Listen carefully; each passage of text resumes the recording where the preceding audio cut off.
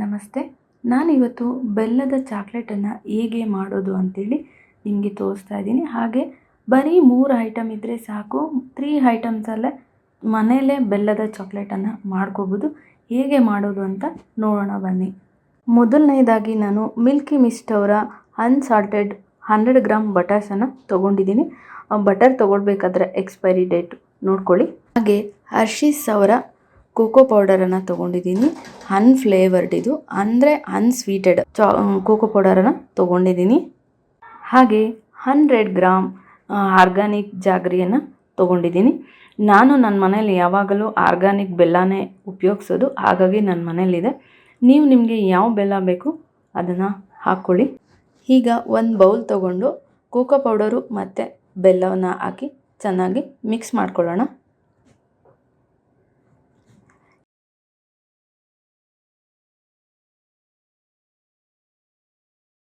ಈಗ ಬಟರನ್ನು ಸ್ವಲ್ಪ ಚೆನ್ನಾಗಿ ಬಿಸಿ ಮಾಡ್ಕೊಳ್ಳೋಣ.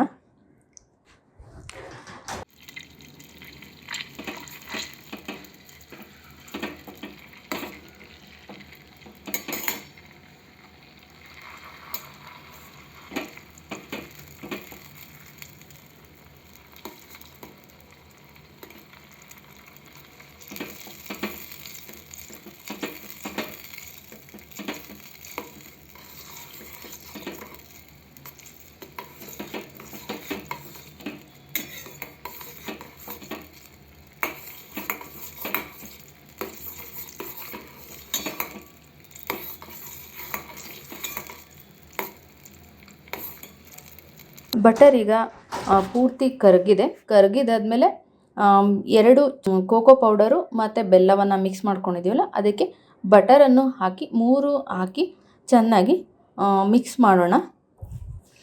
ಇಲ್ಲಿ 3 ಸೇಮ್ ಕ್ವಾಂಟಿಟಿ ತೊಗೊಂಡಿರೋದು.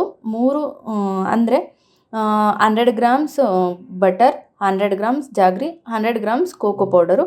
3 ಒಂದೇ ಅಳ್ತಾ ಇರೋದ್ರಿಂದ ನಿಮಗೆ ಎಲ್ಲೂ ಕನ್ಫ್ಯೂಷನ್ ಏನೂ ಆಗಲ್ಲ.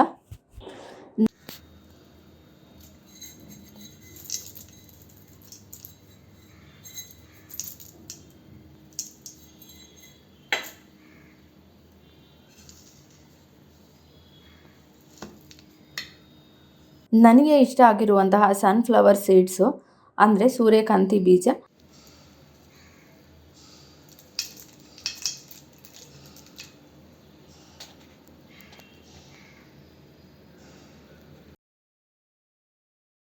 ಚಿಕ್ಕದಾಗಿ ಕಟ್ ಮಾಡಿರುವಂತಹ ಬಾದಾಮಿಯನ್ನು ಹಾಕ್ಕೊತಾ ಇದ್ದೀನಿ.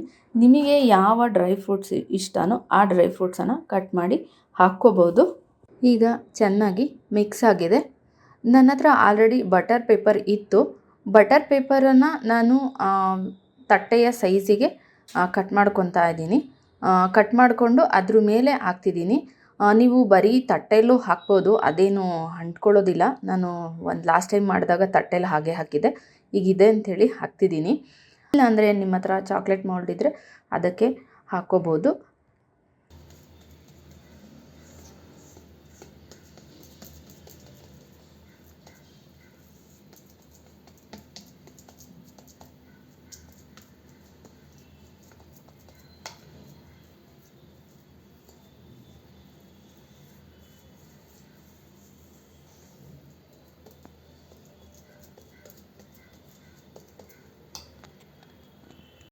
ಈಗ ಇದ್ರ ಮೇಲೆ ಹಾಕಿ ನೀಟಾಗಿ ಸೆಟ್ ಮಾಡ್ಕೊಂಡಿದ್ದೀವಿ.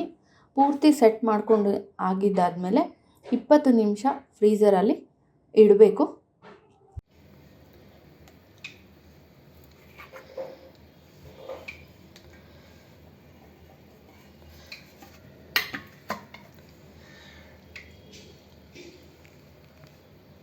ಈಗ 20 ಮಿನಿಟ್ಸ್ ಆಗಿದೆ. 20 ಮಿನಿಟ್ಸ್ ಆದಮೇಲೆ ಫ್ರಿಜ್ಜಿಂದ ತೆಗೆದಿದ್ದೀನಿ. ನೋಡಿ ಎಷ್ಟು ಚೆನ್ನಾಗಿ ಸೆಟ್ ಆಗಿದೆ, ಈಸಿಯಾಗಿ ಬರ್ತಾ ಇದೆ. ಆ್ಯಕ್ಚುಲಿ ಇದಕ್ಕೇನು ಬಟರ್ ಪೇಪರು ಬೇಕಿಲ್ಲ. ನಾನು ತುಂಬ ಸರಿ ಬಟರ್ ಪೇಪರ್ ಇಲ್ಲದೇ ಪ್ಲೈನ್ ತಟ್ಟೆಗೆ ಹಾಕಿದ್ದೀನಿ, ಬರುತ್ತೆ. ಈಗ ಚಾಕ್ಲೇಟು ರೆಡಿ ಆಗಿದೆ. ನಿಮಗೆ ಬೇಕಾಗಿರೋ ಶೇಪಲ್ಲಿ ನೀವು ಕಟ್ ಮಾಡ್ಕೋಬಹುದು. ಯಾರೆಲ್ಲ ನನ್ನ ವಿಡಿಯೋಗಳನ್ನು ನೋಡಿ ಸಪೋರ್ಟ್ ಮಾಡ್ತಿದ್ದೀರೋ ಅವರಿಗೆಲ್ಲ ತುಂಬ ಹೃದಯದ ಧನ್ಯವಾದಗಳು.